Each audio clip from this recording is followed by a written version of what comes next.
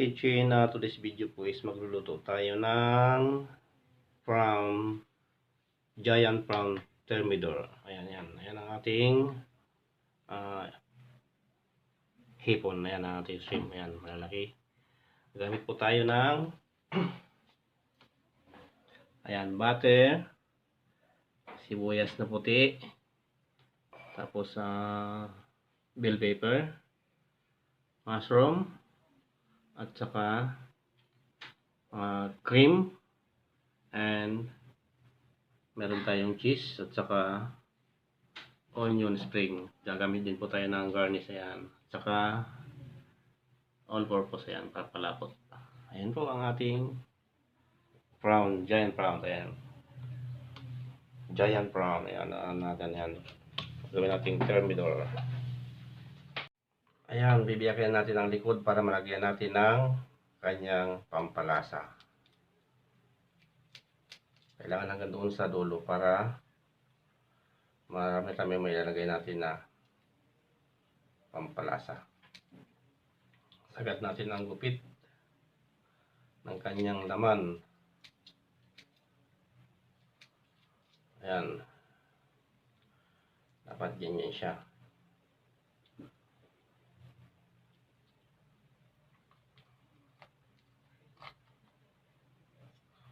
Ayan, malalim dapat siya, malalim. Ayan.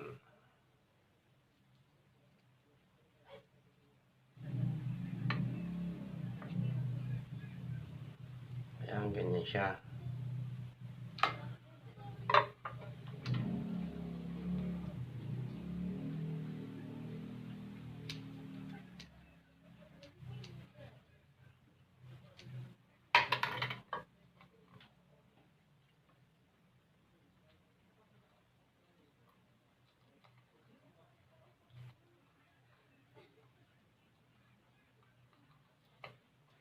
Yan, ganyan. Yun.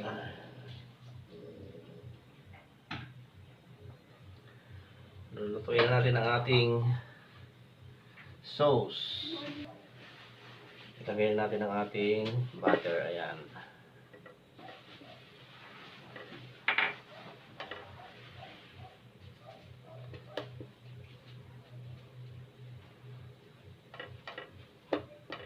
Ito ay mga 2 kutsara na butter.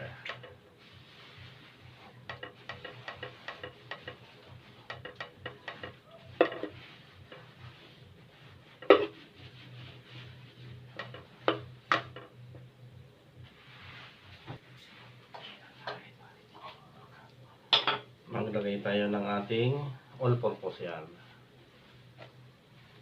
Mga 2 kutsara muna.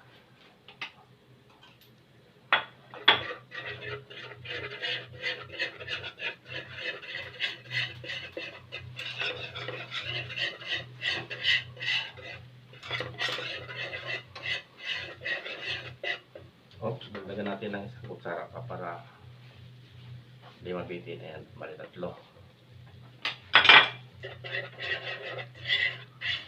Awa.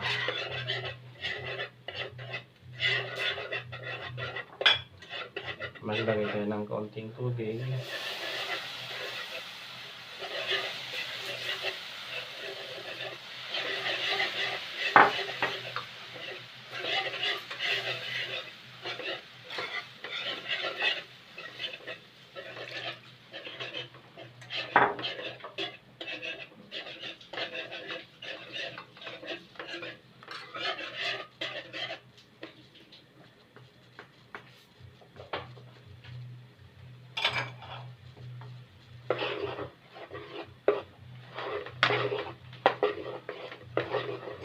Ilagay natin ang ating bell pepper. Ayan.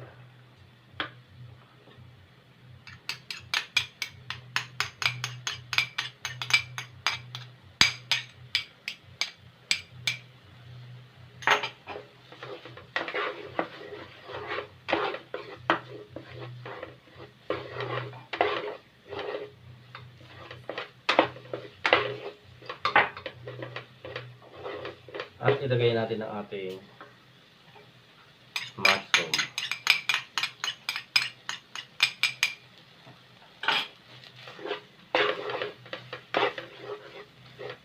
Ayun, ilagay naman natin ang ating cream. Ayan.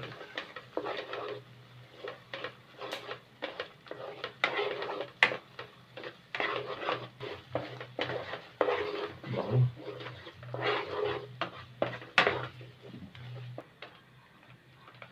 Maglagay tayo ng kaunting paminta. Ayan. At kaunting asin.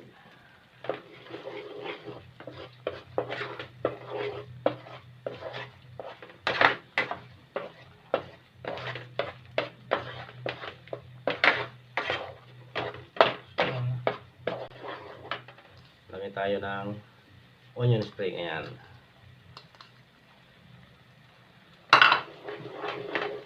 At ilagay natin ang ating cheese kalahati.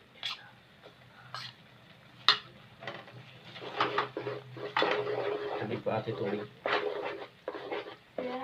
Opo.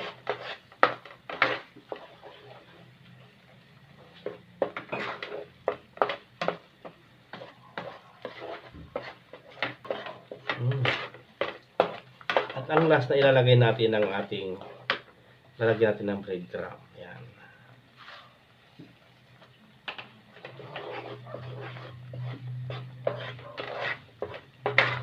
At pagkatapos niyan, titigman na natin kung tama ng kanyang timpla.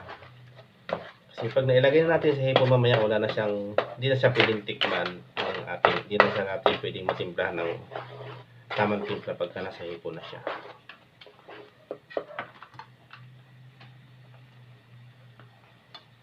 Yan, tikman na natin kung alam ang kanyang lasa.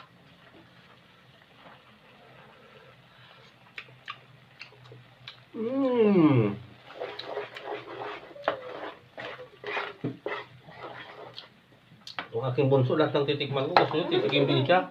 Ano ba yan?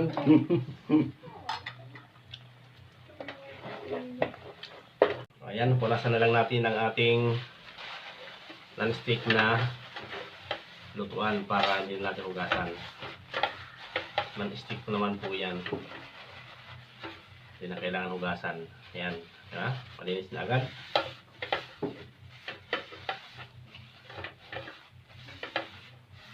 Okay.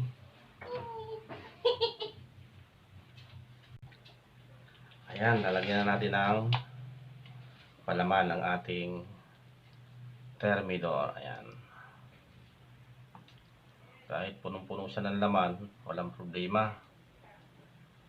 Ayan. Ganyan lang muna siya.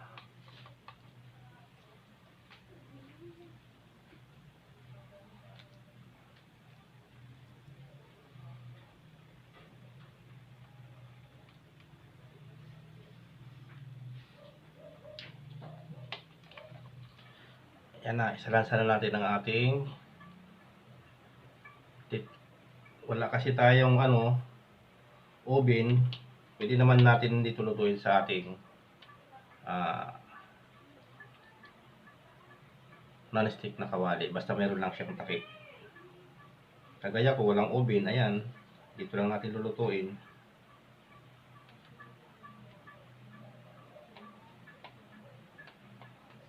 Kailangan lang niya may takip talaga.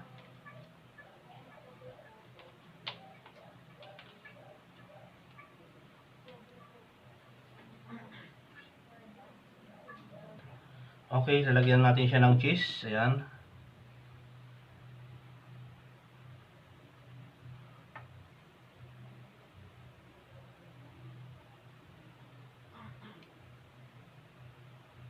Lagyan natin siya ng cheese sa ibabaw.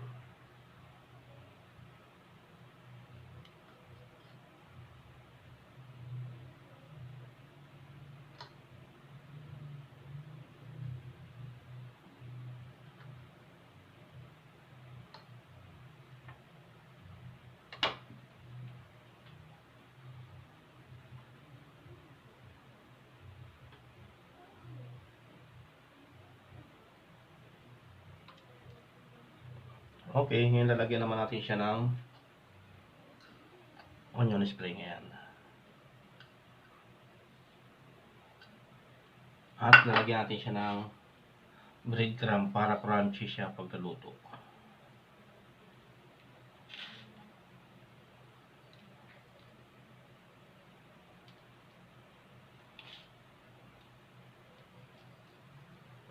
Okay. Okay, sindihan na natin. Ayan na.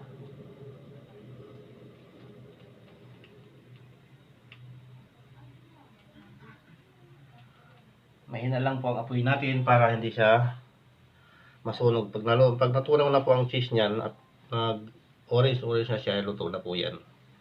Kailangan mahina lang po ang apoy niyan.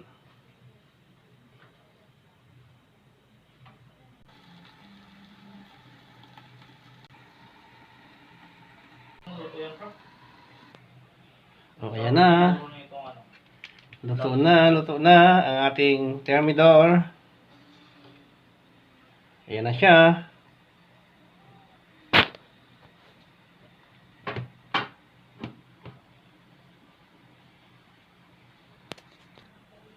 Ayan na. Luto na ang ating thermidor. Ayan, wow. Suabe.